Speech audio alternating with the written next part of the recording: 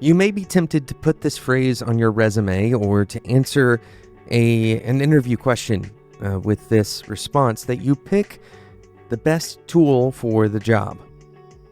This is what a smart developer would do, or at least that's what we've been told.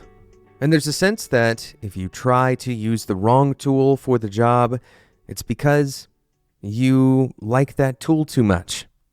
And that somehow we're supposed to be agnostic towards our tooling.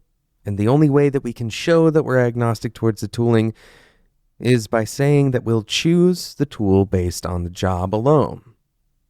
While the underlying idea of not becoming dogmatic about our tools makes sense, we're going to talk about why choosing tools based on the job or choosing the perfect tool for the job is an unrealistic and perhaps even a damaging goal. My name is Jonathan Cottrell. You're listening to Developer Tea. My goal on the show is to help driven developers like you find clarity, perspective, and purpose in their careers. We're going to talk about 4 specific reasons why you'll never be able to truly pick the best tool for the job. The first reason is fairly simple. While not all tools are equal, and we would never say so on this show, tools do not operate themselves. In other words, we must consider the human factors at play. For example, if you are particularly experienced with one language over another, then given a problem where 2 languages might solve this problem, one of them is one that you know very well, and the other one is one that you're fairly inexperienced with, it's very likely that a reasonable choice is the one that you know very well. Choosing the right tool for the job is necessarily done in context of the person who is doing the job in the first place. The assumption when we think about the idea of choosing the best tool for the job, the assumption is that we're going to look at some kind of performance metrics or some kind of capability or paradigm that the given tool provides or takes advantage of, and match that capability or paradigm to the problem that the tool is trying to solve. But a simple adjustment that we might need to make in our mental model of choosing the best tool is thinking about the operator, choosing the best tool for the operator doing the job. So this is the first reason why you will never be able to choose the perfect tool for a given job. People are different from each other, and tools do not sit outside of their operators. They can't work without someone actually telling them what to do, at least in our current scenario as developers. The second reason, if we tried to pick the best tool for each job, we ignore the many costs of coordinating these tools, maintaining them in the future, and hiring a team, for example, to work across those different tool sets. So when we talk about picking the best tool for, quote, the job, usually we mean more than one job. A given product may have 100 jobs that need to be done. Which job specifically are we going to pick for? Typically, the way that we think about this is, what are the key elements? What are the kind of the core features in this product, for example? And we pick our tooling based on those core elements. But that necessarily means that we are making trade-offs for some of the jobs that we're going to do with this code. So what trade-offs are we making for the less critical jobs? Since it's unlikely that we're going to have a new tool for each and every job that we have in a given product, it's also likely that you're going to make a lot of compromises and optimize for only some of those jobs. And the reason this is important, it may sound nuanced, but the reason this is important is because we need to be aware that we're making trade-offs, that we are choosing a tool that is not optimal for everything. And that when we make choices about optimization, when we try to align our tools with core features, we should expect that we're making those trade-offs. We're going to take a quick sponsor break, then we're going to come back and talk about 2 more reasons why you'll never be able to pick the perfect tool for any job. Today's episode is sponsored by X-Team. X-Team is the most energizing community for remote developers. You can work from anywhere for the world's leading brands and get supported to do more of what you love. You'll get the chance to work with big brands like Riot Games, Fox Broadcasting, Kaplan Inc., Coinbase, Beachbody, and much more. And if you've ever wanted to travel, you can live and work in one of X-Team's roaming hacker houses. These are called X Outposts, and they're around the world. It changes locations monthly, and this allows you to explore and work remotely in the most beautiful locations.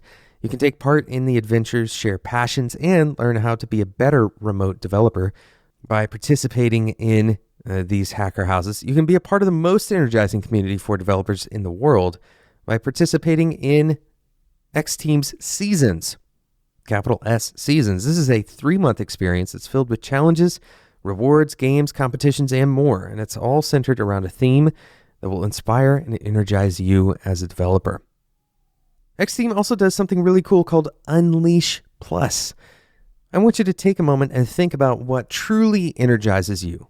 What do you love to do? Well, Unleash Plus is going to give you $2,500 to go and do that, whether that's going to conferences or going to the gym, maybe participating in adventure sports, or maybe you like to be a photographer in your free time.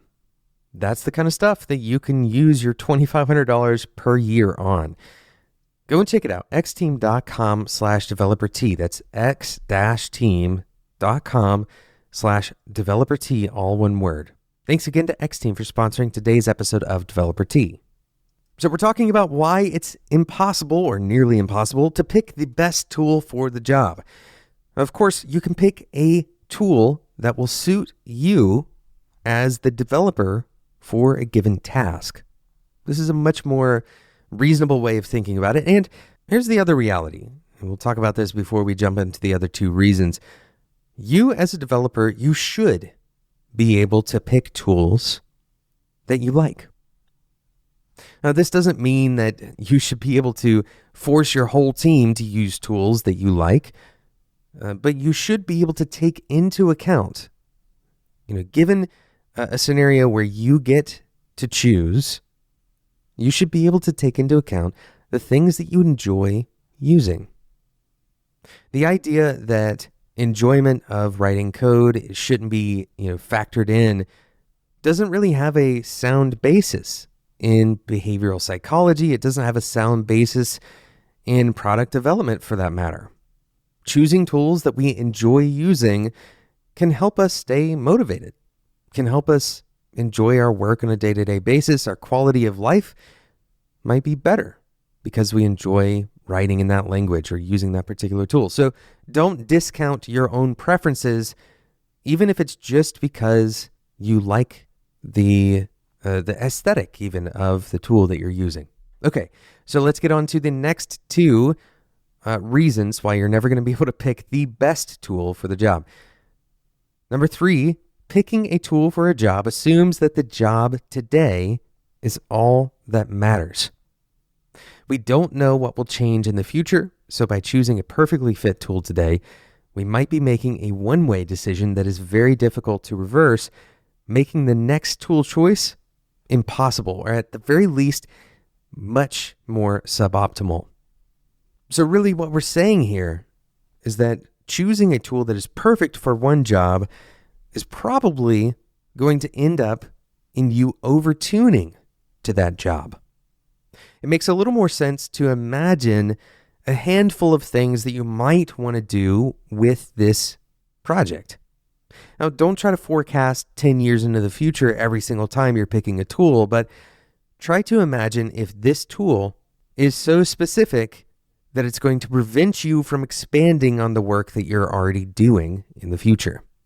This is a very expensive decision that seems to go very well at first because, once again, you're over-tuning for that first job. But as you move forward, you'll quickly find that the decision you made to lock into one tool that was over-tuned to one type of job can be very costly. It can be very frustrating to try to back out of that kind of decision. The fourth and final reason why you'll never pick the best tool for the job is that trying to pick the best tool for the job also assumes that you know everything about the job, that you can know in advance what the best tool will be. And this is kind of a paradox because you're very likely not to be able to know everything about the job until it is totally done. In retrospect, you might be able to choose a different tool that could have worked better, but this assumes that we understand the job fully before we choose the tool, and that somehow the tool is purely for execution. That you've chosen the tool and you're kind of pressing play and moving through the motions. In reality, for developers, our tools are research tools as much as they are building tools. They help us explore the problem, find its edges just as much as they help us iterate on products. So tools that can remain flexible as we learn more about our problem, even though that tool may not be super optimized for whatever problem you're solving, that flexibility is incredibly important as you experience change. Thank you so much for listening to today's episode of Developer Tea. Thank you again to X-Team for sponsoring today's episode. Head over to xteam.com. That's x-team.com/developertea to get started today. Speaking of tools, we have an awesome podcast on spec.fm called Tools Day. Go and check it out at spec.fm. Today's episode was produced by Sarah Jackson. My name is Jonathan Cottrell.